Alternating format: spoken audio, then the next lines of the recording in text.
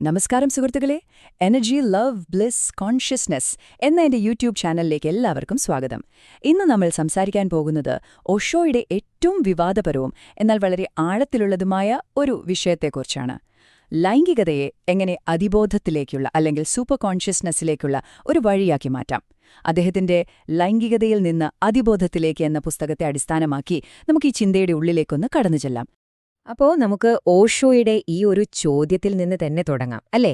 എന്തുകൊണ്ടാണ് 5000 വർഷമായി നമ്മൾ സ്നേഹത്തെക്കുറിച്ച് സംസാരിച്ചിട്ടും ഇന്നും മനുഷ്യന്റെ ജീവിതത്തിൽ യഥാർത്ഥ സ്നേഹത്തിന് ഒരു സ്ഥാനമില്ലാതെ പോയത്? ഈ ഒരു ചോദ്യത്തിലാണ് നമ്മൾ ചർച്ച ചെയ്യാൻ പോകുന്ന വിഷയത്തിന്റെ കാതലിരിക്കുന്നത്. ഓഷോയുടെ വാദത്തിന്റെ ആദ്യത്തെ ഭാഗത്തേക്ക് കടക്കാം. അദ്ദേഹം പറയുന്നത് സമൂഹത്തിൽ ആഴത്തിൽ വേരൂന്നിയ ഒരു രോഗമുണ്ട്. അത് ലൈംഗികതയെ അടിച്ചമർത്തുന്നതുകൊണ്ടുണ്ടായതാണ്. ഒന്ന് ചിന്തിച്ചു നോക്കൂ. ആയിരക്കണക്കിന് വർഷങ്ങളായി നമ്മളെ പഠിപ്പിച്ചത് സെക്സ് ഒരു പാവമാണ്, അതിനെ വെറുക്കണം, അതിനെ അടക്കിവെക്കണം എന്നൊക്കെയാണ്. പക്ഷേ അങ്ങനെ ചെയ്തതുകൊണ്ട് അതില്ലാതായോ? ഇല്ല. പകരം നമ്മുടെ അടിസ്ഥാനപരമായ ഒരു ജീവശക്തിയുമായുള്ള ബന്ധം തന്നെ വിഷമയമായി മാറി. അതിനെ വെറുക്കാൻ പഠിച്ചതിലൂടെ നമ്മൾ നമ്മളെ തന്നെയാണ് വെറുക്കാൻ പഠിച്ചത്. ഇവിടെയാണ് ഓഷോയുടെ വളരെ പ്രധാനപ്പെട്ടൊരു ആശയം വരുന്നത്. അതിനെ അദ്ദേഹം വിളിക്കുന്നത് വിപരീത ഫല നിയമം എന്നാണ്.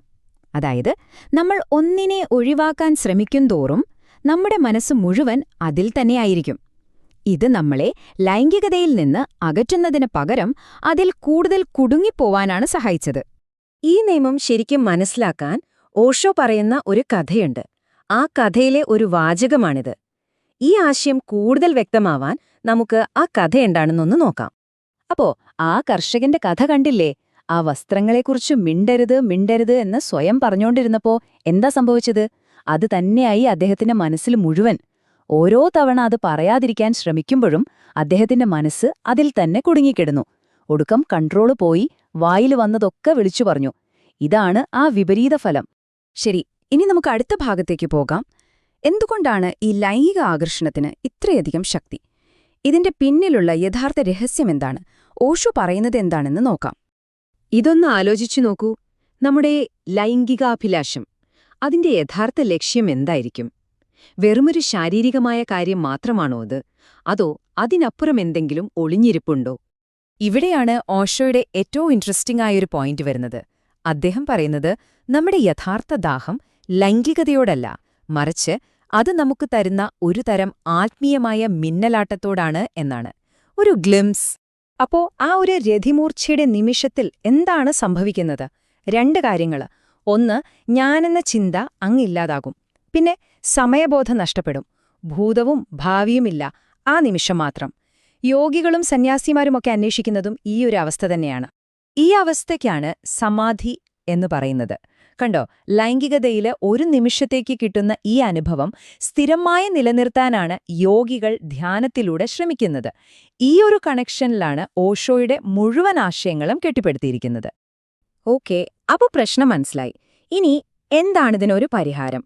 ഓഷോ പറയുന്നത് അടിച്ചമർത്താനോ അല്ലെങ്കിൽ അതിൽ മുങ്ങിത്താഴാനോ അല്ല, മറിച്ച് അതിനെ പരിവർത്തനം ചെയ്യാനാണ്. അതിനദ്ദേഹം വളരെ മനോഹരമായ ഒരു ഉദാഹരണം ഉപയോഗിക്കുന്നുണ്ട്. ഓഷോയുടെ അഭിപ്രായത്തിൽ നമ്മുടെ ഈ ലൈംഗിക ഊർജം എന്ന് പറയുന്നത് കരി പോലെയാണ്.